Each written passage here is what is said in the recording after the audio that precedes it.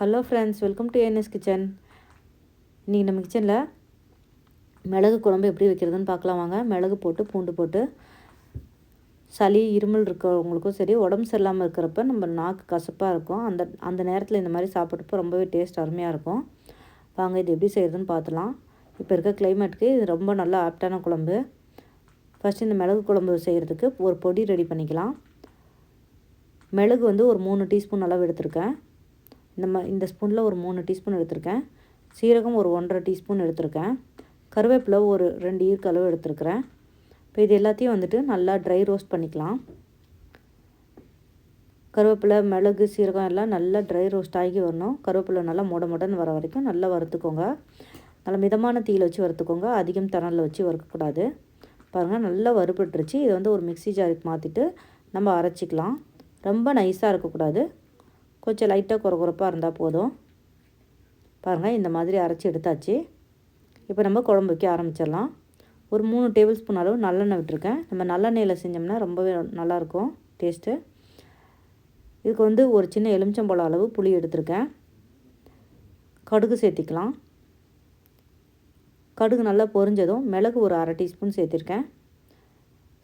வெந்தயம் ஒரு 1/4 டீஸ்பூனு, சீரகம் ஒரு 1/2 டீஸ்பூனு. இப்போ இதெல்லாம் நல்லா பொரிஞ்சு வரட்டும்.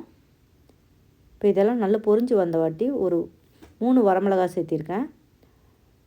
சின்ன வெங்காயம் ஒரு 15 சின்ன வெங்காயம் எடுத்திருக்கேன். ஒரு பூண்டு. இது எல்லாத்தையும் சேர்த்து நல்லா வதக்கிக்கலாம். ஒரு முழு பூண்டு உரித்து இந்த மாதிரி நறுக்கி எடுத்துருக்கேன். பாருங்கள், இந்த சைஸில் ஒரு தக்காளியை நல்லா அரைச்சி எடுத்துக்கோங்க. இப்போ தக்காளி நல்லா வெங்காயம் பூண்டு நல்லா வதங்கி வந்ததும் நம்ம தக்காளியை சேர்த்திக்கலாம். இப்போ இதிலே மஞ்சள் தூள் 1/2 டீஸ்பூன் அளவு சேர்த்திருக்கேன்.